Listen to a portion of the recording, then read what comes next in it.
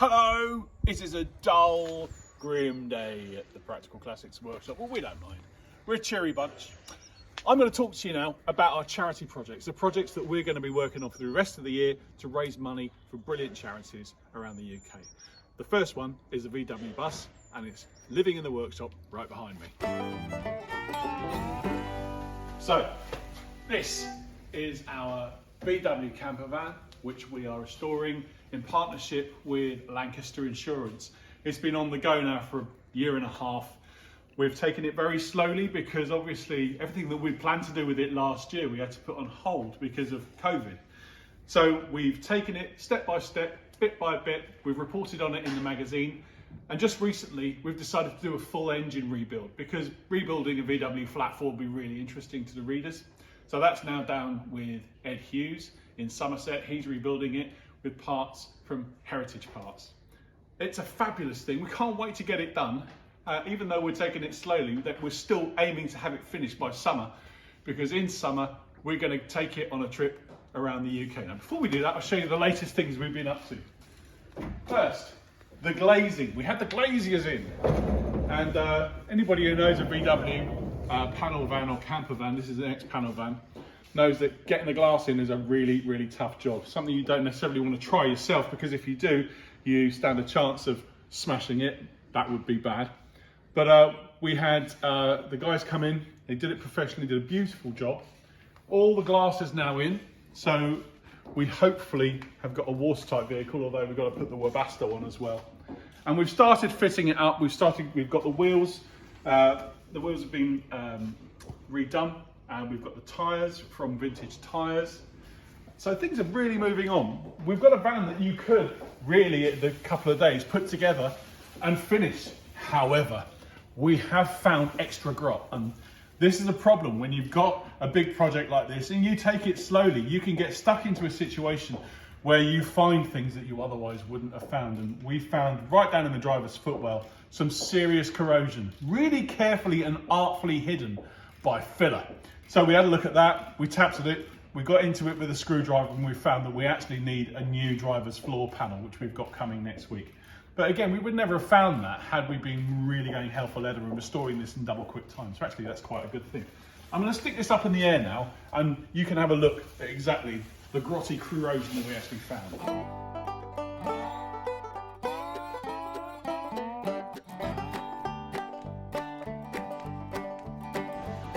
Shiny. Not so shiny.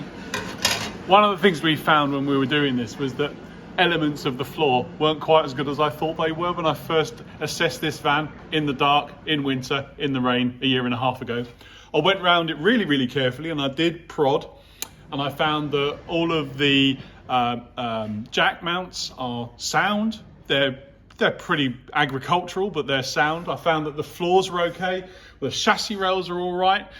I did come up the front and I did press here, but it was covered in a very thin layer of filler, artfully designed, and I thought it was solid metal. It wasn't solid metal. As you can see, the corrosion is pretty extensive, and it could be argued that I should have spotted it. However, these vans are so good at hiding their corrosion. I went to see 7 or 8 different VW vans, and they look great from 10 feet even, and then you got closer and you really looked at them hard, and you found that the corrosion was everywhere. They've got rust traps like you would not believe. So even though I spent a good hour looking over this van, there's still stuff that I didn't spot, plenty of it as well.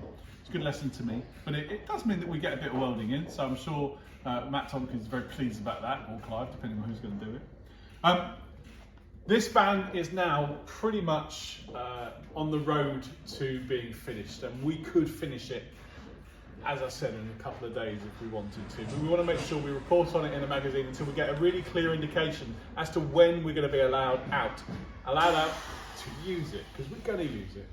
And we're going to use it for a really specific purpose. We're going to use it for an extravagant trip around the whole of the UK. We're going to visit the beaches that are nominated by you, the readers of Practical Classics, in order to find Britain's favourite beach, and we're going to do it in this van.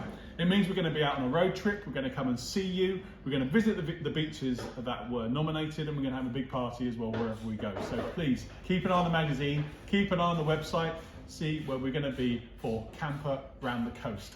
And of course, the essential part of what we're doing is we're going to be raising money for a really, really important cause. Lancaster Insurance's pet charity, Prostate Cancer UK, we're buddying up with them. We're going to be raising money while we're out on the road, wagging tins. And also, of course, when this van comes to be sold through Silverstone Auctions, we hope, we will be raising money for prostate cancer with every single penny that this van raises. So we hope it's going to make a really good price. We hope that everyone's going to be really generous at the end of summer when we go around the beaches, because if this van can raise a few quid for Prostate Cancer UK, as well as giving everybody a bit of a smile, then of course it's all going to be worthwhile. But before that, we're going to go down to the south coast and have a little word with Theo, who's working on our other charity project. It's this, Rebel with a Cause, our Reliant Rebel project that we're going to restore and sell in order to raise funds for the NHS. And it arrived here a few months back in a very, very parlous state, and I can safely say that now it is still in a very, very parlous state. Of course, it's glass fibre, so it doesn't rust. Had it been mild steel, it would probably look something like one of these headlamp bulbs, which looks like everything else that was mild steel and dredged up from the Mary Rose. Very, very bad. However, the body hasn't fared as well as it might because it was taken off the chassis and put on the ground. And unfortunately, all the bits that touched the ground weren't necessarily load bearing, so there's quite a lot of damage to the front valance. It's also been pushed up and now has the topography of the Himalayas, which will require a bit of head scratching. Glass fibre is easy to do, as we will show in a forthcoming episode in the magazine. But unfortunately, there are some bits which sort of take a bit more thought, like the sills on this. The sills have been pushed in underneath at the front and need to be sort of brought back out to bring the right shape. Likewise, at the back, the valance has been broken out, and there's other damage to the rear which has just occurred over years of sitting around and probably use as well. So I've spent the past fortnight solidly scraping paint off, scraping rather than the other method because I wanted to preserve the gel coat. This was painted from the factory, so underneath where there was paint, the gel coat's pretty good. Where there wasn't, you can see that there's been some attack by UV, but again we'll tackle that. And big shout out to Auto Paints Brighton, who donated to the cause a lot of the stuff that we need, such as layout resin, matte and filler, etc. So great, many thanks to them. So that's what I've been doing, and I shall be continuing to do that. Looking forward to make some smells of resin in here very shortly, and hope that you too can be getting on with jobs in your workshop, and hope that lockdown is soon over and we can all see each other in a proper NEC. So back to you then, Danny. Thank you so much, Theo. You might have noticed we're not actually back in the Practical Classics workshop. We're on the side of a Welsh mountain. I'm currently freezing my you-know-what's off, and we're here with this lovely little Polo, with this lovely little Peugeot 106. Now, what am I doing here with these cars? Well, the reason is this. The VW bus isn't going to get finished anytime soon, and we're hopefully going to be driving that round Britain later on this summer if COVID allows us. The Rebel is the same. But James and I wanted to satisfy our lust for travel, and I need to get to the coast by doing a feature for the magazine. And these two cars are going to be a star. It's going to be a 5-page feature written for Practical Classics, all about the kind of cars that we're binning at the moment. We're throwing them away, and these two cars could easily have gone to the scrapyard. Both were MOT failures, both needed a bit of work. We fixed them up in the workshop, and now we're going to sell them on to have a new life, hopefully to somebody who's going to own them for the first time. These cars are going to be somebody's first car. In fact, this car here has already been bought by Amelie Lewin, a friend of mine, Paul. It's his daughter. It's her first car, and this is why we're in Wales. We're on our way to deliver it to her. It's going to be a big feature in the magazine. We're going to write it up. It's really important, as I said, to make sure that these cars are preserved, saved, kept on the road so that future generations could enjoy them as well. Because if we don't look after these cars now, they're all going to get bin. The 106 hopefully will go on to become somebody's first car as well, but not quite yet, because James and I need something to get home in.